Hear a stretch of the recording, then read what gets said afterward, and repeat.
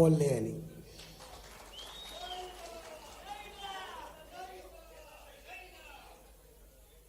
గెలిచిన వాళ్ళంతా మా వాళ్ళే అని నేను చెప్తాను. అయితే మనకు ఒక అలవాటు ఏముందంటే, వేదిక మీద పెద్దలందరికీ పేరు పేరున మీ అందరికీ నమస్కారం. 25 ఏళ్ళు ఆల్మోస్ట్ ఇక్కడ 25 ఏళ్ళ చరిత్రలో వాస్తవంగా మనం అన్ని జడ్పీటీసీలు మనమే గెలిచేది.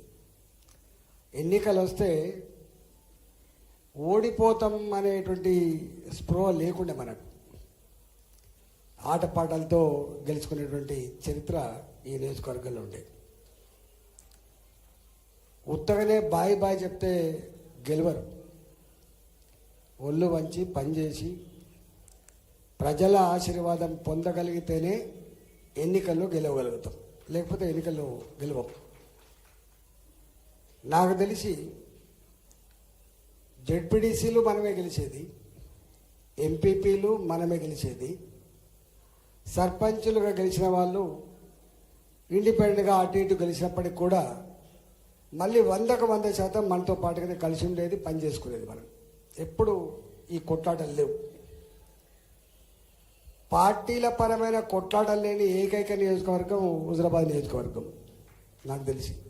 ఎప్పుడు పార్టీల పరమైన పంచాయతీ లేదు. ఈ మధ్య స్టార్ట్ అయింది, కానీ 2021 కంటే పూర్వం ఎప్పుడు పార్టీల పరమైన పంచాయతీ లేదు. ఎంత కలిసిమెలిసి పనిచేసుకునే అంటే నాకు ఇప్పటికి బాగా గుర్తు. ఉపాధి హామీ పని కొత్తగా వచ్చిన నాడు సర్పంచ్ల మీద ఆడిటింగ్ జరుగుతుంది. కోరపల్లి సర్పంచ్, బిజిగిరి షరీఫ్ సర్పంచ్, సిరిసేడి సర్పంచ్ వాళ్ళందరూ వచ్చి నువ్వు నోరెత్తకపోతే, నువ్వు కాపాడకపోతే మేమంతా ఆగమైపోతామని చెప్పి నారికి వచ్చింది.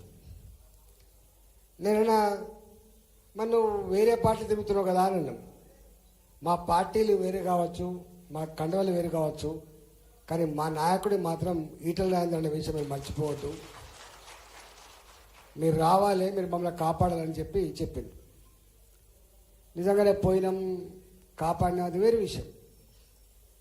అప్పుడు కొంతమంది మా వాళ్ళు కూడా అనేది నాతో ఉంటోళ్ళు, అన్నకి ఇట్లా అయితే ఎట్లనే వాళ్ళు ఎన్నికలు వచ్చినప్పుడు వాళ్ళ పార్టీ వాళ్ళదే, మన పార్టీ మనదే, మళ్ళీ బాతలు గీస్తారు వచ్చేస్తారంటే చేయని వాళ్ళది వాళ్ళు చేసుకోవాలి కదా. ఎప్పుడు కూడా 100% ఒక దిక్కుంటారనేది తప్పు. అధికారం పార్టీ, ప్రతిపక్ష పార్టీ, మంచి చెడు కలిసిమెలిసి ఉంటాయి కాబట్టి తప్పకుండా అందరూ మనతో ఉంటారు అనుకోవద్దు. కొంతమంది మనకు వ్యతిరేకంగా కూడా ఉంటారు, మనం భరించుకోవాలి, కలుపుకొని పోవాలని చెప్పి మేము చెప్పేది.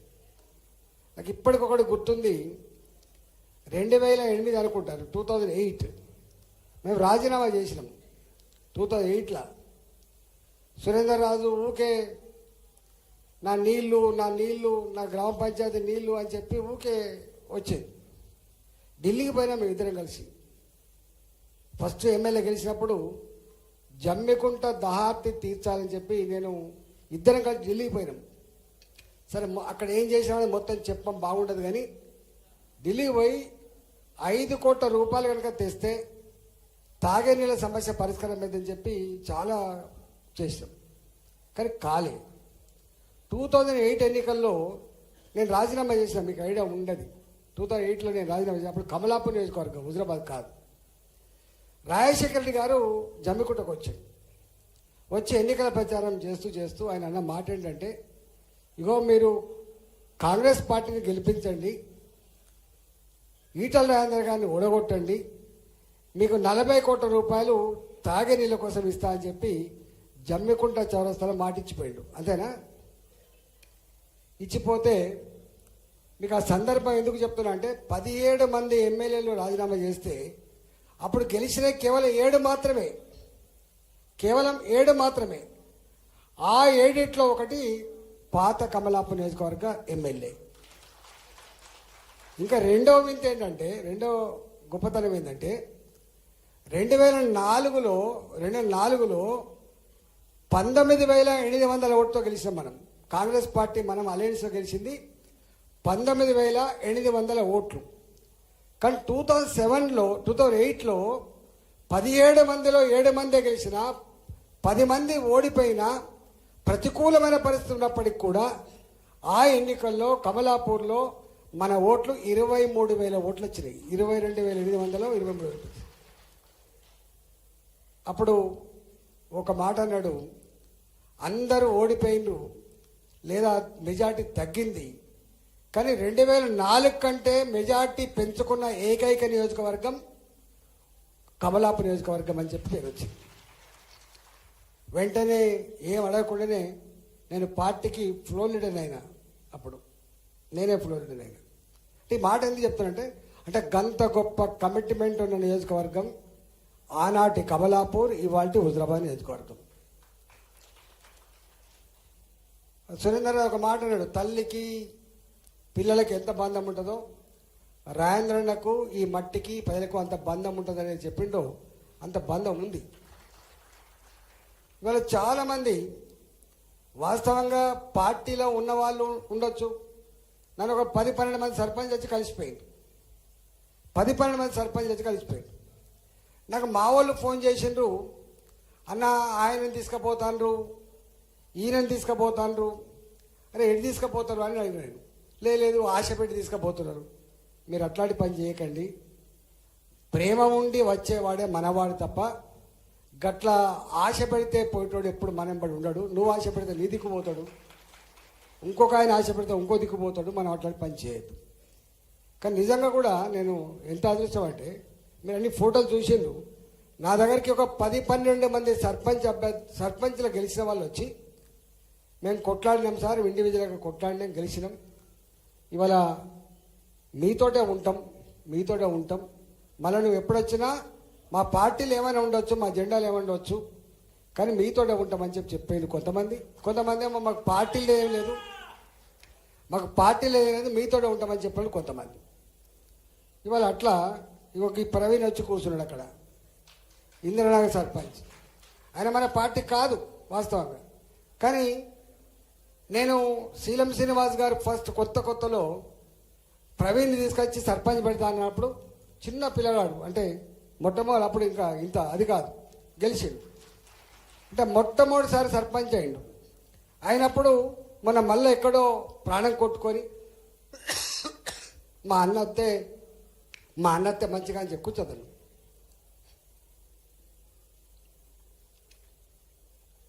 మా అన్నత్తే మంచిగా అని చెప్పి తీసుకుపోయాను. ఇక 2 ఉన్నాయి. కొంతమంది ఏమో అన్నత్తే మంచిగా అని చెప్పి తీసుకుపోయినా అన్నారు. చెలుపురు కూడా పోయినా నేను, పోయినా నువ్వు రావాలి సార్ అంటే పోయినా, ఇంకా వేరే దగ్గర కూడా పోయినా నేను. కొద్దిమంది ఏమో అన్న ఫోటో పెట్టుకుంటే పైసలు, అదంతా చిన్న పని, అది మనం మాట్లాడేది ఎప్పుడు. కానీ ఇవాళ ఒకటే మీ అందరికి విజ్ఞప్తి చేస్తున్నా, ఇక్కడ అనేక మంది సర్పంచులు నాతో 25 సంవత్సరాల కాలం పాటు కలిసి పనిచేసిన వాళ్ళు గెలిచిండ్రు. ఇంతకుముందే శమనపల్లె నుంచి వచ్చిండ్రు సర్పంచ్ గారు. మేమందరం కలిసి గెలిపించుకున్నాం సార్, ఇక వచ్చినాం, మీతోటే మేము ఉంటాం. మాకు రాజకీయాలతో కంటే కూడా రాజేంద్రులతో ఉండే బంధమే ఎక్కువ అని చెప్పి వచ్చిండు. నువ్వు ఎట్లా అంటావు? అట్లా సర్పంచ్ ఎన్నికలలో పార్టీ జెండాలు ఉండవు, సర్పంచ్ ఎన్నికలలో గుర్తులు కూడా ఉండవు, ఇక్కడ ఇండివిజువల్గా ఉంటాయి. అయినా సపోర్ట్ ఉంటుంది. గీన సపోర్ట్ అండి. ఒక్కొక్కసారి ఇద్దరు ఉంటారు, ముగ్గురు కూడా ఉంటారు ఊళ్ళల్లో. రాజేంద్రన్న ఫోటో పెట్టుకుంటే ఇద్దరు ఉంటారు, రాజేంద్రన్న ఫోటో ముగ్గురు కూడా ఉంటారు. ఎవరి పనితనం మీద వాళ్ళు, ఎవరి ప్రజల పలుకుబడి మీద ఆధారపడి వాళ్ళు గెలిచి వస్తారు, అది వేరే విషయం. ఇవాళ మా సర్పంచులకి ఉప సర్పంచులని వార్డు మెంబర్లని గెలిపించిన హుజరాబాద్ ప్రజానీకానికి శిరస్సు వంచి నమస్కరిస్తున్నా. ఫస్ట్ మీరు ఏ విశ్వాసాన్ని, ఏ నమ్మకాన్ని మా మీద పెట్టిందో ఆ విశ్వాసం, ఆ నమ్మకాన్ని మా వాళ్ళు తూచా తప్పకుండా నెరవేరుస్తారని చెప్పి ఆశిస్తున్నాం, మీకు హామీ ఇస్తున్నాం. వారికి తోడుగా తప్పకుండా నేను కూడా ఉంటా అని చెప్పి ఆనాడన్నా మళ్ళీ ఇవాళ కూడా మాటిచ్చిపోతున్నా. గెలిచిన సర్పంచులకి, గెలిచిన ఉప సర్పంచులకి వార్డు మెంబర్లందరూ కూడా ధన్యవాదాలు తెలియజేస్తా ఉన్నాను. మీరు ఎంత కష్టపడి గెలిచినో నాకు తెలుసు. అంటే ఓట్లు నేను పార్లమెంట్ సభ్యుడు గెలవడం చాలా తేలిక, పార్లమెంట్ సభ్యుడు గెలవడం చాలా తేలిక, కానీ వార్డు మెంబర్ గెలవడం మాత్రం చాలా కష్టం. ఎందుకు?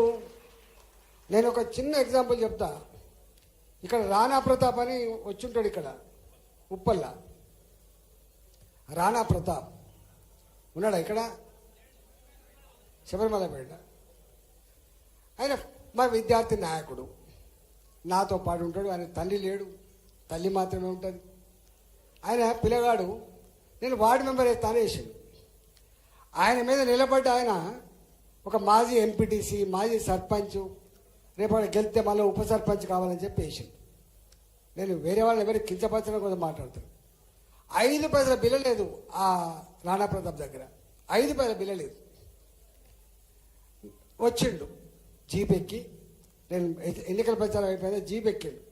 అన్న నన్ను ఒకసారి భుజం మీద చేసి ఒక్కసారి చెప్పిపో అన్న, డబ్బు లేనోడు పేదోడు నీ తమ్ముడని చెప్పు అన్న అని చెప్తే, నేను ఆయనను తీసుకొని భుజం మీద చేసి, ఇక మా తమ్ముడు నా కొడుకు లాంటోడు, వీడికి 5 పైసల బిల్ల లేదు, పేదోడు, నువ్వు గెలిపించు సర్వీస్ చేస్తానని చెప్పిన. ఆయన మెజార్టీ ఎంత తెలుసా? వార్డు మెంబర్గా 216 మెజార్టీ, 204 మెజార్టీ వచ్చింది. 3,000 రూపాయలు ఇచ్చినోడికి, 3,000 రూపాయలు ఓటుకి ఇచ్చినోడికేమో 16 ఓట్లు వచ్చినాయా, 16 17 వచ్చినాయి. కానీ రూపాయి అనేటువంటి వారికి 264 270 ఓట్లు వచ్చినాయి. అంటే ప్రజలు ఎంత గొప్పవాళ్ళో చెప్తున్నాను. ప్రజలు ఒక్కొక్కసారి ఇప్పుడు అట్లాంటి ఒక మా సతీష్ ఉన్నాడు ఇక్కడ. సతీష్ ఈ మొత్తం నియోజకవర్గంలో వాస్తవంగా ఫస్ట్ జమ్మికుంట గ్రామ పంచాయతీ పెద్దది ఉండే, హుజరాబాద్ గ్రామ పంచాయతీ పెద్దది ఉండే.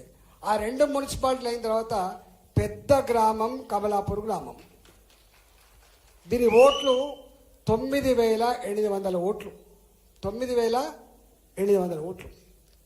ఇక ఆయన ఒకరిని పెట్టిండు, 2 కోట్లు ఖర్చు పెడతాడట, 3 కోట్లు ఖర్చు పెడతాడట, 4 కోట్లు ఖర్చు పెడతాడు. అంటే మరి ఈ సతీష్ అంటే దగ్గర 5 పైసల బిల్ల లేదు. సతీష్ అంత దగ్గర 5 పైసల బిల్ల కూడా లేదు. ఆయన ఏదో ప్రెస్ను నమ్ముకొని జీవిస్తాడు. నేనన్నా మరి సతీష్ నువ్వు పోటీ చేస్తా అంటున్నావు, మా రవికుమార్ ఉన్నాడు ఇక్కడ మాజీ సర్పంచ్. మరి అవు రవి, నువ్వు నీవంటున్నావు అప్పుడు పైసలు ఉండే జోరుగా ఖర్చు పెట్టి గెలిచినావు, మరి సతీష్ సంగతి ఏందని చెప్పి నేను అడిగిన. ఇక ఆయన దగ్గర పైసలు లేవు కానీ గెలిపిస్తాం. సరే ఏమేమి జరిగిందనేది అది వారు ఎప్పుడైనా పర్సనల్ కలిసినప్పుడు చెప్తారు. కానీ ఆయన మెజారిటీ 2,165 మెజార్టీ. అంటే పక్కకే ఉంటుంది మా కళాధర్ వాళ్ళ వైఫ్, వారి పేరేంది, వనిజ, ఈ పక్క గూడూరు ఉంటుంది. వాళ్ళ మెజార్టీ 900 అనుకుంటా నాకు తెలిసి. ఇక్కడ మా రవి ఉన్నాడు గుండేడు, ఆయన మెజార్టీ కూడా 900 అనుకుంటా. అంటే ఎందుకు చెప్తున్నా ఈ మాట అంటే, ఇవాళ ప్రజలలో ఉన్న వాళ్ళకు డబ్బులు లేకపోయినా డబ్బులు ఉన్నా ఆదరిస్తాడడానికి మా సతీషే పెద్ద ఉదాహరణ. మా కళాధార మీద చాలామంది కోపం ఉంటుంది అన్న, అట్లుంటే ఉంటుంది. ఎట్లా ఊరంతా ఒకవైపు ఉంటుంది, ఊసరి వెళ్ళి కూడా ఉంటారు, అట్లా ఉండకపోతే ఊరు కాదు అది అని చెప్పేది నేను. సరే కొట్లాడిండ్రు. ఇలా ఓడిపోయిన వాళ్ళకు కూడా ఇలా మామూలుగా పాపం మా కమలాపూర్ మండలం కిషన్ రెడ్డి గారు ఉన్నారు కన్నూరులో, కొట్లాడిండు పాపం, పేగులు దిగబోదా కొట్లాడు. ఇవాళ భీంపల్లిలో కొట్లాడు, అంతా అన్ని ఊళ్ళలో కొట్లాడింది. కానీ అన్నిట్లో కూడా కొద్దిగా మా సామ్రాజ్యం ఒకటే ఓటుతో ఓడిపోయింది.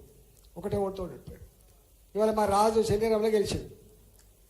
3ఓటితో 2ఓటితో గెలవచ్చు అంటే ఆ 2ఓట్లతో గెలవడమే గొప్ప చరిత్ర ఆ శనిరం ఊర్లో, అంత పెద్ద చరిత్ర. అట్లా ఇవాళ అనేక దిక్కుల మనం పోయి గెలిచిన ఊర్లు ఉన్నాయి, మనం పోకుండా గెలిచిన ఊర్లు ఉన్నాయి. నేను తిరుగుతున్నప్పుడు కూడా చాలామంది ఊళ్ళల్లో ఎందుకు వచ్చినామన్నా, మీరు లేమా, ఎవరు గెలిచినా మీ దగ్గరికి వస్తాం కదా అని చెప్పి ఇక మా సంపత్రావుతో ఊరికి అనేది మా శ్యామ్తో ఇట్లా ఎందుకు అన్న ఎందుకు వస్తాడు మేము లేమా. సురేంద్రరాజు కూడా అనేది అరే మేము నిజంగా అప్పుడు అంతకుముందు సర్పంచ్ ఎన్నికలప్పుడు ఎప్పుడు పోకపోతుంటుంది, ఊళ్ళలోకి పోకపోతుంటుంది. ఒక ఎంపీటీసీ ఎన్నికలకు జడ్పీటీసీ ఎన్నికలు మాత్రమే పోతుంటుంది. కానీ ఈసారి ఎందుకు పోయినామంటే సెంటిమెంట్ ఎక్కడ, 25 ఏళ్ళు నీతో ఉన్నాం, మమ్మల్ని వదిలిపెట్టి అర్ధాంతరంగా పోయినావు. కానీ మా ఎన్నికలు వచ్చినాయి, మా ఎన్నికలు ఈ గ్రామ పంచాయతీ ఎన్నికలు కదా, మా ఎన్నికలకి ఎంపీటీసీ ఎన్నికలు కదా, ఈ ఎంపీపీ ఎన్నికలు కదా అంటే తప్పకుండా మీకోసం వస్తా. మీ రుణం తీర్చుకోవాల్సిన బాధ్యత నా మీద ఉంది కాబట్టి తప్పకుండా వస్తా అని చెప్పి వచ్చింది. నేను భారతీయ జనతా పార్టీ పార్లమెంట్ సభ్యుని అని వాళ్ళు వీళ్ళు అంటుంటారు. నేను నేషనల్ ఎగ్జిక్యూటివ్ మెంబర్, నేను సీనియర్ మోస్ట్ లీడర్ను. జగమెరిన బ్రాహ్మణికి అన్నట్టుగా అంటే జన్యమేళ అన్నట్టుగా నాకేముండే ఈటల అంటే ఇప్పుడు నువ్వు నన్ను గుర్తుపట్టని మనిషి ఉంటాడా, నువ్వు ఎక్కడనవో నువ్వు ఎక్క మల్లికాయగిరి ఉంది, ఇక మా వాళ్ళు అందరూ వచ్చి కూర్చున్నారు మల్లికాయగిరి, మళ్ళీ పట్టుకపోవడానికి వచ్చింది వాళ్ళు. మల్లికాయగిరి ఉంది. వాస్తవంగా మనం 25 ఏళ్ళు ఇక్కడ సర్వీస్ చేసినాం. మల్లికాయగిరి సర్వీస్ చేయలే కదా, చేసినాం మనం. మల్లికాయగిరికైనా బోర్ వేసినామా, మల్లికాయగిరికి ఏమైనా రోడ్ వేసినామా, మనం ఏమైనా చేసినామా? కానీ మల్లికాయగిరిలో ప్రజానీకం ఒకటే నిర్ణయించుకున్నారు, అరే రాజేంద్రనను పోగొట్టుకోవద్దు, రాజేంద్రను నిలబెట్టుకోవాలి. రాజేంద్ర నిలబడితే పేదల గొంతుకై కొట్లాడతాడు, రేపు ప్రభుత్వాన్ని ప్రశ్నిస్తాడు. ఇది వాళ్ళు. అందుకని 75 రోజుల పోగానే బ్రహ్మాండమైనటువంటి 4 లక్షల మేరతో గెలిపించింది.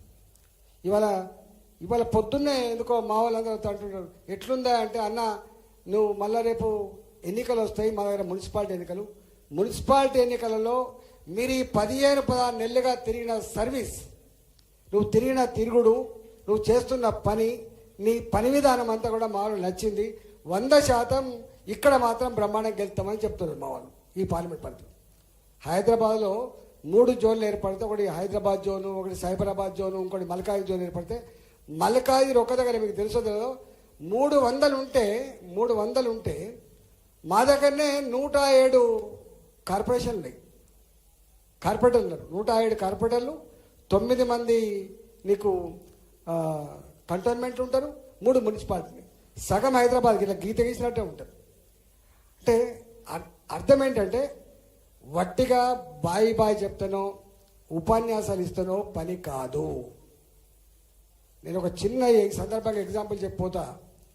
ఇక బొడిగ శోభమ్మ ఉంది, అది ఇక్కడ వారి కాన్స్టెన్సీ చొప్పదండి. కరీంనగర్ నుంచి వెళ్ళి మనం వెమ్లవాడకు పోయేటువంటి సిరిసిల్ల రోడ్డు ఉంటుంది. ఆ మానేరు వాగు మీద, అది దాని వాగైంది, వాగు పేరేంది, వాగు పేరు లేదా, వేమలాడ వాగు ఉంటుంది. శబాష్పల్లి అంటే పని ఎట్లుంటుందని చెప్తున్నా మీకు. ఎట్లా ఉంటుంది నాకు శోభమ్మ చెప్పలేదు, ఎవరు చెప్పలేదు, నాకు ఎవ్వరు ఒక రిప్రజెంటేషన్ ఇవ్వలేదు. కానీ ఇక్కడ మిడిమానేది కడుతున్నారు. వట్టప్పుడే ఆ బ్రిడ్జ్ మునిగిపోతుంది, ఎప్పుడు రాకపోకలు బంద్ అయిపోతాయి. ఎవరు చెప్పలే, కానీ నేనే దానికి ఒక బ్రిడ్జి కోసం ప్లాన్ వేసిన.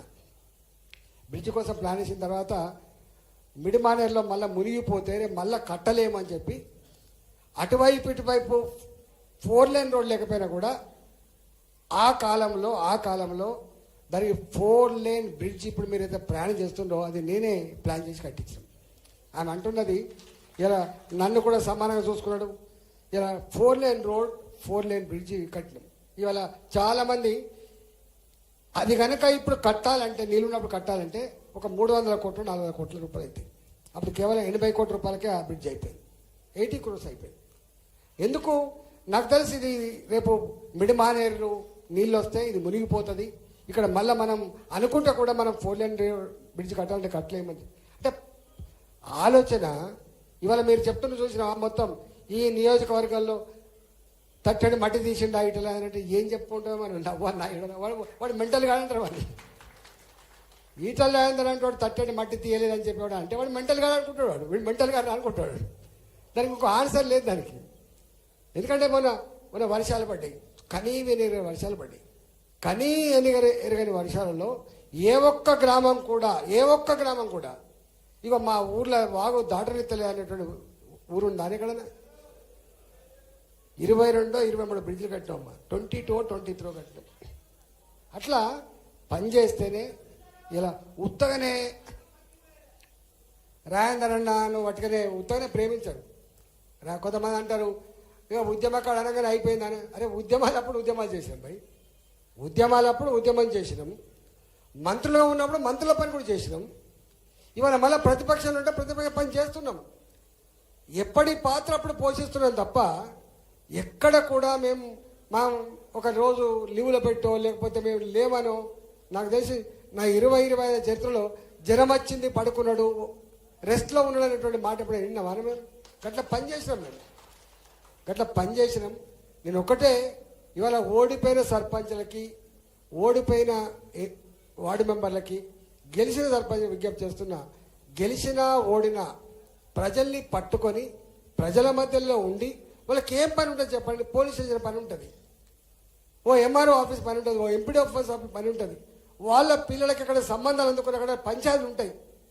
నా బిడ్డని తీసుకుపోతలేడు, నా కోడలు వస్తలేదు, లేకపోతే ఇంకా పంచాయతీలు ఉంటాయి, చిన్న పంచాయతీలు ఉంటాయి. వాళ్ళకు కో అనే బిడ్డలాగా ఉండాలి. బిడ్డలాగా ఉండాలి. పంచాలు చెప్పే పెద్ద మనుషులం కాదు మనం. వాళ్ళకు అవసరం వచ్చినప్పుడు వాళ్ళ కుటుంబ సభ్యులాగా ధైర్యం ఇచ్చి వాళ్ళకు ధర్మం ఏదో ఆ ధర్మాన్ని ఆచరించేటువంటి పని కనుక చేస్తే మనకు 4 కాళ్ళ పాటు భవిష్యత్తు ఉండే ఆస్కారం ఉంటుంది. కాబట్టి గెలిచినటువంటి మా వార్డు మెంబర్లు, ఉప సర్పంచులు, సర్పంచులు రేపు తప్పకుండా ఇలా ఈ నియోజకవర్గంలో తెలుస్తుంది ఎవరు ఏంది అనేది. మీకు మాట ఇచ్చిన నేను ఏమని వస్తా తప్పకుండా తీరకపోయినా కూడా వస్తా. మీకు పార్లమెంట్ ఉన్నా కూడా వచ్చిపోయినా నేను ఎవరి రాష్ట్రంలో ఒక ఎంపీ ఊర్లో పడి తిరిగినా నేను. ఎందుకు? మీకోసం తిరిగినా నేను. నాకు 2021లో అంతకంటే ఇంతకుముందు చెప్పిన 2008లో ఇలా మీరు ఏనాడు కూడా ప్రలోభాలు ఉన్నప్పటికీ కష్టకాలంలో నాకు అండగా ఉన్న వాళ్ళు కాబట్టి మీ రుణం తీర్చుకోవాలని చెప్పి వచ్చిన తప్ప నాకు ఇంకో ఎజెండా లేదు. రేపు ఎన్నికలు వస్తాయి, మళ్ళా మీరు కోరినట్టుగా అది వేరే అంశం. కానీ ఇప్పటి నా కర్తవ్యం మిమ్మల్ని నిలబెట్టుకునే కర్తవ్యంలో భాగంగా వచ్చిన నేను. రేపు కూడా మీరు నిలబెట్టడానికి రేపు మాకు మున్సిపాలిటీ ఉన్నాయి, హుజరాబాద్ మున్సిపాలిటీ ఉన్నది, రేపు జమ్మికుంట మున్సిపాలిటీ ఉన్నది, రేపు 5 మండల పరిషత్తులు ఉంటాయి, తప్పకుండా రేపు జడ్పీలు ఉంటాయి. డెఫినెట్గా వాళ్ళని కూడా గెలిపించుకునే ప్రయత్నం తప్పకుండా చేస్తాం. అప్పుడు బాధ్యత పార్టీ గుర్తు మీదనే గెలిపించుకునే ప్రయత్నం చేస్తాం. ఎక్కడ మీరు అధికారాల్సిన అక్కర్లేదు. ఇవన్నీ ఉంటాయి, చిన్న నేషనల్ పార్టీలు అన్నప్పుడు ఉంటాయి, వాటి గురించి పెద్ద చర్చించుకోవాల్సిన అక్కర్లేదు. ఎక్కువ ఉంటాయి, తక్కువ ఉంటాయి, ఒకటి ఎక్కువ ఉంటుంది, ఒకటి తక్కువ ఉంటుంది, ఇవన్నీ ఉంటాయి. వీటి గురించి మనం పట్టించుకోవాల్సిన అక్కర్లేదు. గది చిన్నగా ఉండద్దు. మనం బాజాప్తా రేపు ఈ నియోజకవర్గం రేపు తెలుస్తుంది. రేపు ముందు కొంతమంది పైసలు ఇచ్చి కడవ కప్పి ఇగో నేను 40 గెలిచినా 30 వాళ్ళ గురించి పట్టించుకోకండి. ప్రజలు పట్టించుకుంటారు, వాళ్ళ గురించి ప్రజలు ఆలోచించుకుంటారు తప్ప మనం పట్టించుకోవాల్సి అక్కర్లేదు. కాబట్టి ఇప్పటికే టైం లేట్ అయింది. నేను మళ్ళీ చెప్తున్నా, నా ఈ 2 సంవత్సరాలు అవుతుంది మీకు ఎక్కువ కనపడక దూరమై, అయినా ప్రతి నిత్యం 10ల సంఖ్యలో శామిలిపేటకి వస్తారు. అప్పుడు ఎట్లా వచ్చిందో ఇప్పుడు కూడా అట్లా వస్తున్నారు, పనిచేస్తున్నారు. ఇప్పుడు నేను వాళ్ళకు ఒక మాట ఇచ్చిన, మీ అవసరాలు ఏమైనా ఉంటే మా సర్పంచులని మీరు గెలిపించేయండి అని అన్నాం. గెలిచినా ఓడినా మన సర్పంచే కాబట్టి మీ నాయకత్వంలో ఎప్పుడైనా వాళ్ళ సమస్యలు ఉంటే నాకు తీసుకురండి, తప్పకుండా పరిష్కారం చెప్పే ప్రయత్నం చేస్తాం. నేను మళ్ళొక మాట కూడా చెప్తున్నా, ఇంతకుముందు పెద్దలు ఎవరు చెప్పిండ్రు, శోభమ్మ చెప్పినట్టున్నది. ఇవాళ 15th ఫైనాన్స్ కమిషన్ నిధులు మీరు ఎవ్వరి భయపడక్కర్లేదు. ఈ దేశంలో చెక్ పవర్ ఉన్నాడు ఒక్కడే సర్పంచ్, గుర్తుపెట్టుకోండి. చెక్ పవర్ అంత ఈజీ ఉండదు, ఎవరికి ఉండదు, ఒక సర్పంచ్కే ఉంటుంది, గుర్తుపెట్టుకో. ప్రజాప్రతినిధులలో ఎమ్మెల్యేలకు చెక్ పవర్ ఉండదు, ఎంపీలకు చెక్ పవర్ ఉండదు, మంత్రులకు కూడా చెక్ పవర్ ఉండదు. చెక్ పవర్ ఉండే ఏకైక పొలిటికల్ లీడర్ నా గ్రామ సర్పంచ్. కాబట్టి సర్పంచ్గా ఇలా మీకు 15th ఫైనాన్స్ కమిషన్ నిధులు వస్తాయి, మీకు ఉపాధి హామీ పనుల నిధులు ఇలా కొంత స్ట్రీమ్ లైన్ చేసిండ్రు. ఇప్పటిదాకా జరిగిన అన్నీ కూడా అవే జరిగినాయి. సర్పంచ్లకు ఇప్పుడు పాత బిల్లులే ఇస్తలేరు, కరెంటు బిల్లు కట్టడానికి కూడా పైసలు లేవని చెప్పి అంటున్నారు. కాబట్టి అయినా ఎక్కడన్నా 2004 నుంచి 14 వరకు మనం అధికారం లేకపోయినా కూడా మనకు ఎక్కడ డెవలప్మెంట్ ఆగలేదు. ఇప్పుడు కూడా డెవలప్మెంట్ ఆగదు. మీకు తప్పకుండా నేను పోతా కాదంటారా? బాధ్యత నాది. మంత్రులు కలుస్తా, నాకు ఇల్లు కావాలని చెప్పి మంత్రులు కలుస్తా, నాకు రోడ్డు కావాలని చెప్పి మంత్రులు కలుస్తా, నాకు ఈ పని కావాలని చెప్పి ముఖ్యమంత్రి కలుస్తా. ప్రజల చేత ఎన్నుకోబడ్డ ప్రజాప్రతినిధికి ఒకటే ఎజెండా ఉంటుంది. ప్రజల కోసం ఎక్కడికైనా పోతాడు, ప్రజల కోసం ఎవరైనా కన్విన్స్ ప్రయత్నం చేస్తారు. కాబట్టి మీ అవసరాల కోసం, మీ డెవలప్మెంట్ కోసం తప్పకుండా రాష్ట్రంలో ఉన్న ఏ మంత్రి అయినా, ఏ ముఖ్యమంత్రి అయినా కలుస్తా, తప్పకుండా మీకు నిధులు ఇప్పిస్తా అని చెప్పి మీకు మాట ఇస్తూ మీ అందరికీ మరొకసారి శుభాకాంక్షలు ఇస్తూ సెలవుకున్న భారత్ మాతాకి జై.